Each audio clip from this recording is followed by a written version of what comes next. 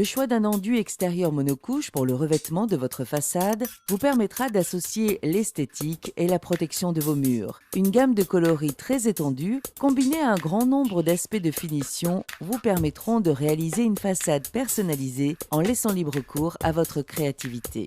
Après vous être assuré de la propreté du mur et avoir rebouché en cas de besoin les irrégularités de votre façade, calfeutrez toutes les menuiseries de votre maison.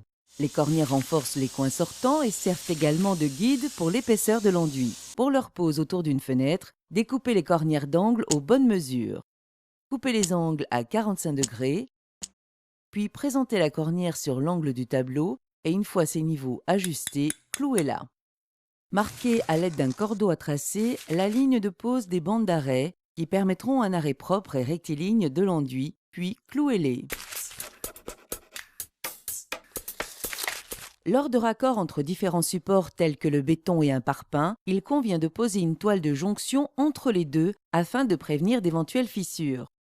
Pour cela, projetez une fine couche d'enduit sur la jonction des deux matériaux différents et déroulez la toile en fibre de verre sur l'enduit, puis effectuez quelques passes à la lisseuse pour incruster la toile dans l'enduit. La projection de l'enduit hydraulique monocouche s'effectue de haut en bas par section d'environ 3 mètres de longueur sur 2 mètres de hauteur avec une épaisseur de 15 mm minimum. Ces dimensions sont données à titre indicatif et sont à adapter en fonction des conditions météorologiques.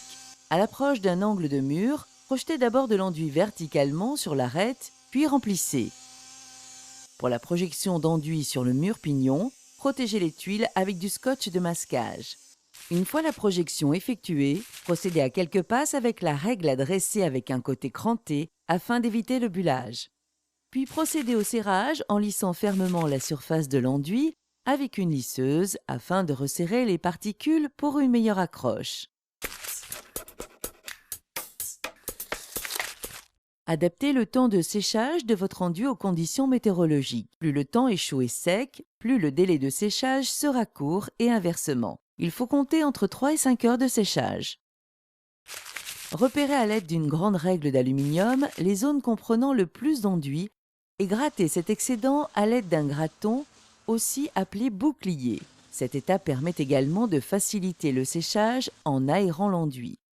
Environ 1 heure après le pré-grattage, procédez au grattage à l'aide d'une taloche à gratter afin d'obtenir l'aspect de finition souhaité.